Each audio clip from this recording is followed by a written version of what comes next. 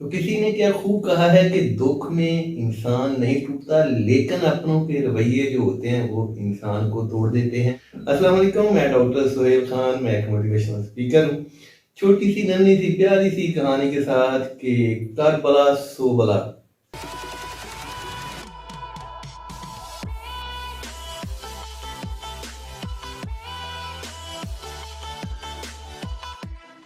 तो ये कहानी है एक सुनार खानदान की, यानी कि एक सुनारे की।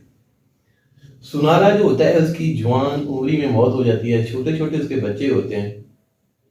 कुछ महीनों तक तो घर का सर्वाइवल तकरीबन ठीक चल रहा होता है, क्योंकि घर के अंदर कोई जमा पूंजी पड़ी होती है। लेकिन कुछ महीनों के बाद घर के जो हालात होते हैं वो इतने की ज़्यादा डिस्टर्ब हो जाते हैं कि बच्चों की स्कूल की फीस जो होती है वो भी देना मुश्किल हो जाती है। तो एक दिन सुनार की बीवी ने अपने बड़े बच्चे को एक छोटी सी पोटली दी और कहा कि शहर के उस पार हमारे एक रिश्तेदार की दुकान है, ये पोटली उसके पास लेके जाओ और उन्हें कहना कि हमारे घर के हालात अब ठीक नहीं है, लिहाजा हमारे ये जो जेवरात है इनको बेच दो। बच्चे ने ऐसे किया, पोटली पकड़ी, सीधा उस अंकल के पास जाके अम्मी का पैगाम दिया और वो पोटली उस अंकल को दी। अंकल ने पोटली पकड़ी, दुकान के पीछे पार एक छोटा सा कमरा था, यानी कि लेबोरेटरी टाइप एक कमरा था, वहां पे उन जेवरात को लेके गया। तो अंकल ने देखा कि वो जो जेवरात हैं वो थे फेक, यानी कि नकली।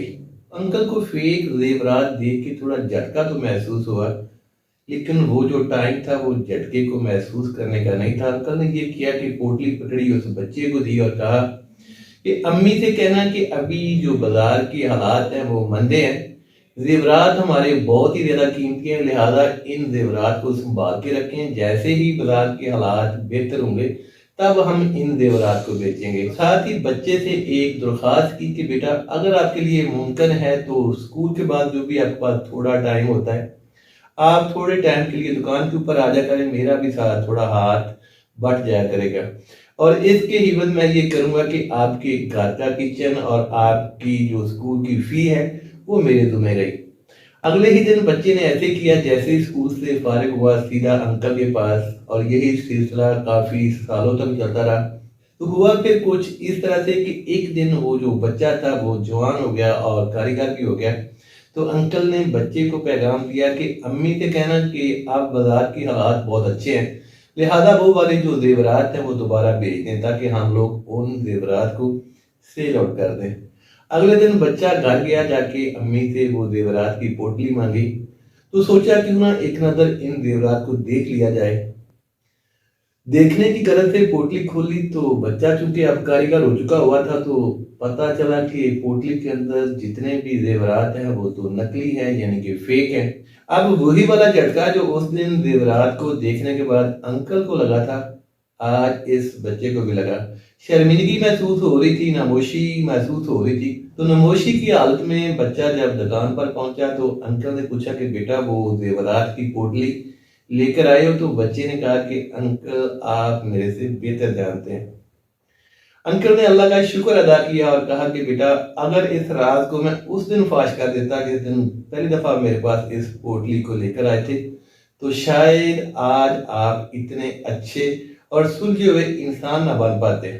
आपकी तालीम अधूरी रह जाती, आपके घर के अंदर मायूसी का आलम होता। तो अल्लाह का शुक्र है कि अल्लाह ताला की रात ने ये वाला अमल मेरे से करवाया।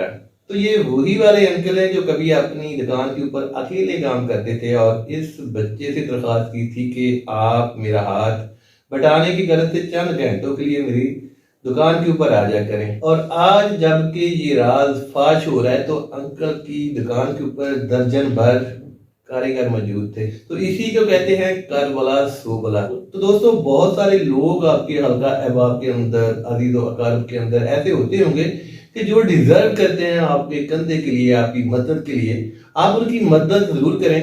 किसी को एक टाइम का खाना देना या एक महीने का राशन देना, मतलब ये होता है कि उसको इस तरीके से तैयार करना कि वो सारी उम्र आपके ऊपर डिपेंड करता रहे, आपके कंधे के लिए डिजर्व करता रहे, आपकी मदद के लिए डिजर्व करता रहे। और इसी इशू को लेकर के चाइना की एक बहुत ही प्यारी सी कहावत है कि किसी को मछली भीख में मत दो, बल्कि उसको मछली पकड़नी सिखाओ। मुझे सुनने का बहुत बहुत शुक्रिया। अल्लाह हाफिज।